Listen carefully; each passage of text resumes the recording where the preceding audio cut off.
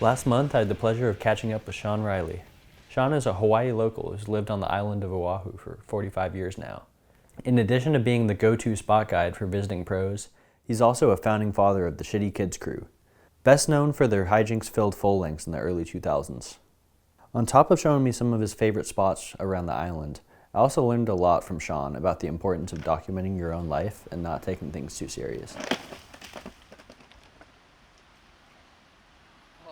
Are you good?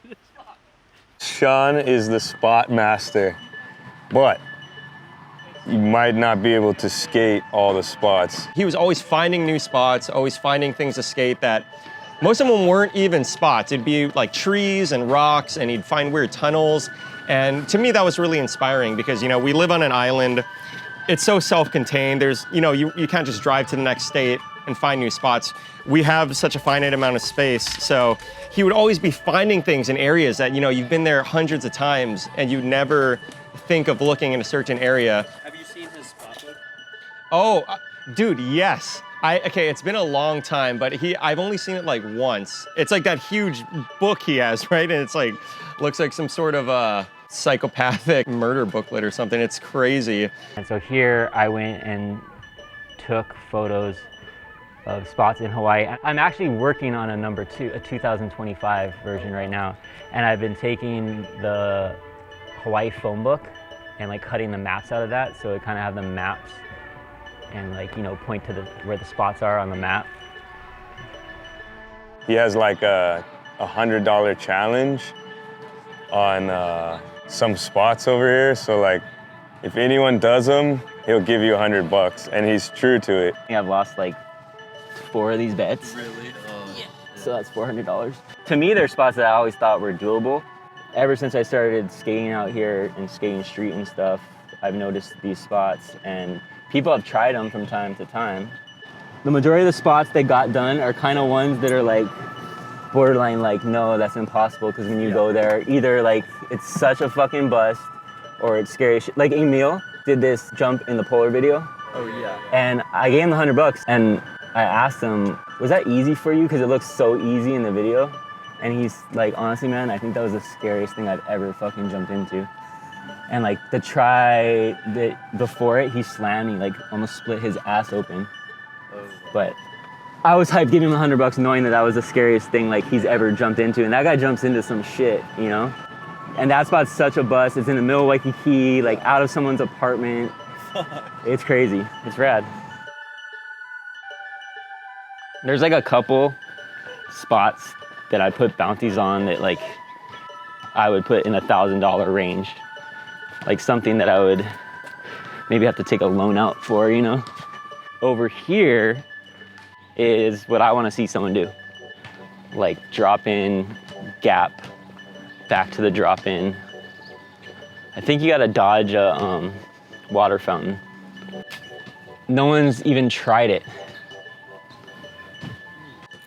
Car keys, I'm just gonna hop it, just in case something happens, you can drive. Should I do it? He's making a new spot in the mountains. I don't even know if I could talk about it, but yeah, he like found some spot in the mountains. It's not even, it's like some weird canal, and he's like always bringing bags of cement by himself up there, working on it like when no one's around, like in the middle of nowhere. I don't even know where it is. And you can see I've been experimenting with like different cements. Yeah. Like watching all these videos and then just buying different kind of cement, resurfacing cement.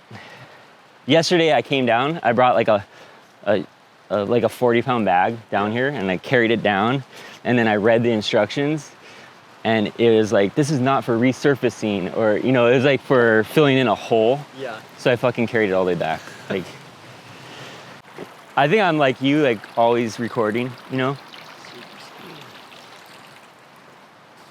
Yeah, that's like the kind of shit I would film too. Like this morning I got up and watched the sunrise from up here. There was this chicken, they kept following me. I thought I was gonna jump in my car. But I got some good chicken footage, got the rain coming in from the ocean, and just like time-lapsing it come into the town. That's what's cool about just always recording, and why having a camera is so amazing. Always able to just grab something.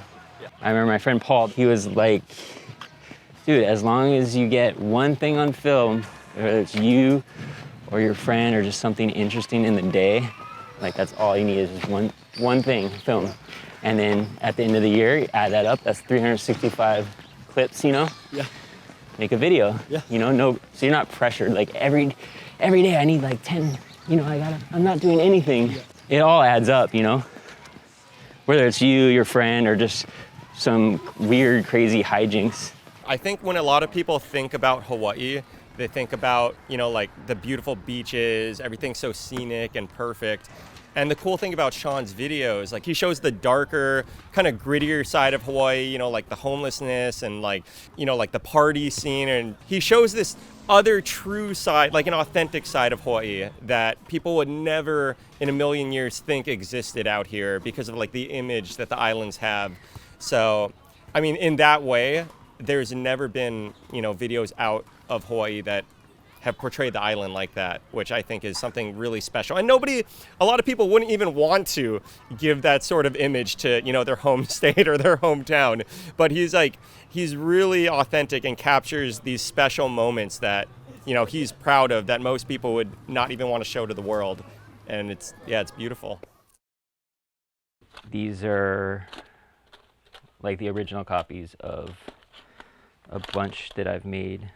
Do you film most of the stuff that's not you in these, or? Yeah, but it tends to be like revolving around me, and my friend pointed that out to me once, Dave Rosenberg, and he was like, dude, I just love how you just make yourself the star in every homie video that you make. Yeah. And I was like, that's the name of my next video. So there's one that's called Make Yourself the Star Again, Why Don't You?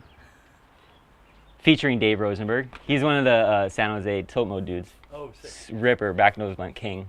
I think he lives in San Francisco now. Yeah. But that's like my favorite name of one of the videos is Make Yourself the Star Again, Why Don't You?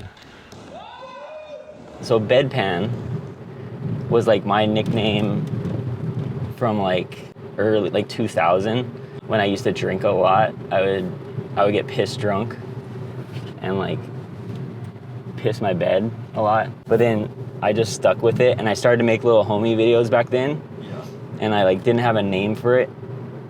I heard a kid at a skate park, like he was kicking his board so bummed. He's like, I fucking suck. My parents hate me, blah, blah, blah. I'm such a shitty fucking kid. I'm like, what'd you say? He's like, I'm a shitty kid. And I was making the video then, so I went home and made Bedpan Presents a Shitty Kids production. I don't drink anymore, so the Bedpan thing just kind of stayed. When did you stop drinking? Well, I tried in like 2005. I went to rehab and was like, I'm not gonna drink, and that lasted for a year. I didn't really believe in it as being a problem back then when I was 25, but some people definitely told me it was. You know, like, you're a fucking dick when you drink, and yeah, you do funny shit, but you also piss people off. And I was doing stuff like pissing on people.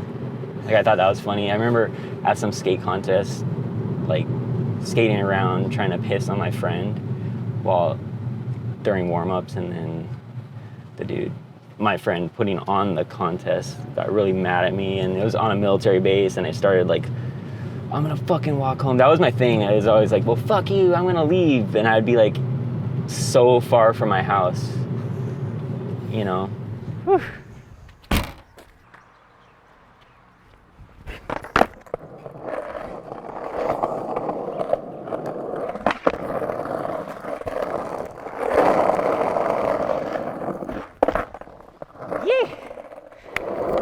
Oh my God.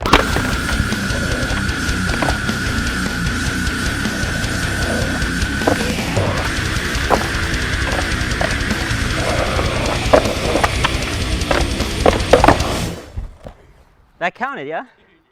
Being in Hawaii, it's a lot of being barefoot, going to the beach, walking around with slippers. And it's also rude to walk in a house and keep your shoes on, you know? So it's just natural out here to kind of go barefoot. And I grew up seeing a lot of guys skate the skate parks barefoot. Like my friends in high school, they would skate it all barefoot, surfer kids. I just always thought like, oh, what if did that, but like tried it, you know, in the streets downstairs and stuff. I figured out how to like ollie and flip the board where it didn't always hurt and I didn't always cut my foot.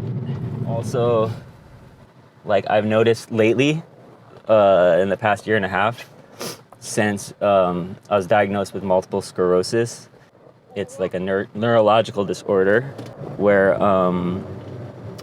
like I have a bunch of like scar tissue in the brain. There's white spots, lesions, but I guess I've had it for a while, but it never really came to light until like the past 2 years because I had like mystery pains all on the right side of my body. I went and got MRIs and stuff, and they couldn't see anything. It was trippy. They thought I just had like a pinched nerve. So how that ties in with barefoot, I noticed that I'm kind of losing the sensations on the right side of my body. I've had 2 really bad falls this past summer where I hit my head and slipped my head open, and both of them I was wearing shoes. The shoes almost feel like they're blocking me from feeling the board at all. Does that make sense? Yeah.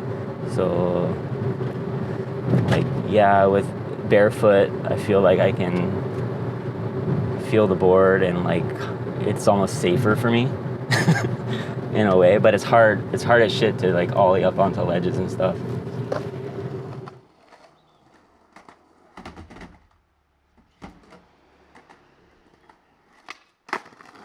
This is my sister's house, but I rent a room here, and I live here with my parents. And made some little skate stuff. I see my dad coming. You want to come out? Yeah. I don't suppose you want a shot of the father of this guy. Well, I'm going to do a switch crooked grind. Huh? I'm going to do a switch crooked grind. Oh, you are? Yeah, right here. All right. I'm ready. Oh my gosh, I was like trying to impress my dad. Okay, one more try. Okay, I'm going to be impressed with this one. Knuckle bump. So like pump me up to do it. Switch crook and then mow the lawn. Yay! I do yard maintenance for work during the days, and then like also I guess you'd say like I'm my parents' caretaker. So yards a couple days in the weekdays, and then my parents' caretaker pretty much 24/7 outside of that. But I get a lot of help from like my sister and my girlfriend that make it possible to go out and do things like this. I call him Saint Reilly because he just like takes care of it, everyone, like the whole skate community, his family, like he's just the man. I think it's important to call your friends and get them out there with you, you know? Keep everybody involved, because it's weird. The less you do it, you start to like sort of lose that motivation to go do it. As I said, I can't, because you know, it's like a juggle that I have in my head. Like, fuck, I want to, but I can't. I can, but you'll realize it too when you get older. It's like you have windows, opportunities to go do stuff. Where enjoy it now. I don't know if you have that pressure now, or if you can just be like, fuck it, I'm gonna smoke weed all day and go skate and let's film this. And let's all grab 40s and come over and barbecue and let's watch this video tonight. You know? Like enjoy that time while you can. I don't believe in boredom. Like there's no such thing as being bored. Go fishing, yes, gonna go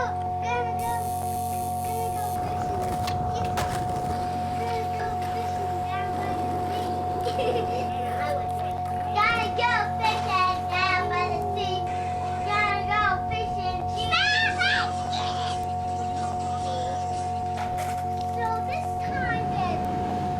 guys got singing? I don't know the I words. don't even know the tune. All I know, and fish you gonna bite. Sing that song. I don't even know the words. Spencer does. Do you have any advice for 27-year-olds? Yeah, definitely. My advice shouldn't be don'ts. I'm not big on don'ts. And like, just take suggestions for people. Ultimately, live how you want to live, because this is your life, you know? Another thing I didn't do was my taxes forever, and I got fucked. So I would say maybe pay attention to that kind of thing. So you're still 27, so you don't want to join the 27 club. But it seems like you have a good head on your shoulder. 27 to 40 are amazing times to just experience life and don't take anything too serious. I've seen friends one day being like, oh my God, I have to do all this stress and anxiety, and then I didn't see them next week because they died, you know? So. Don't park like that. Nah, you can park like that. Look, you made it. You parked. No one said shit.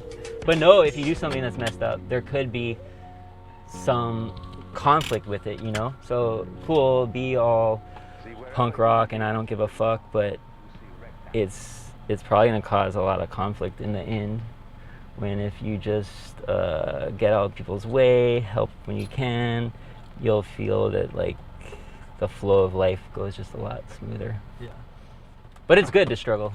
We all need that. We need struggle, pain, you know?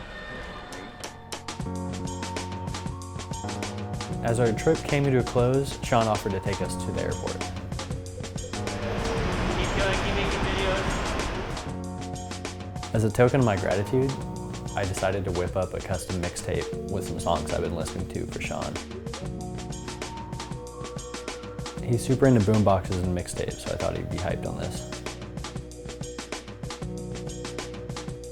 Thanks again for everything, Shawn.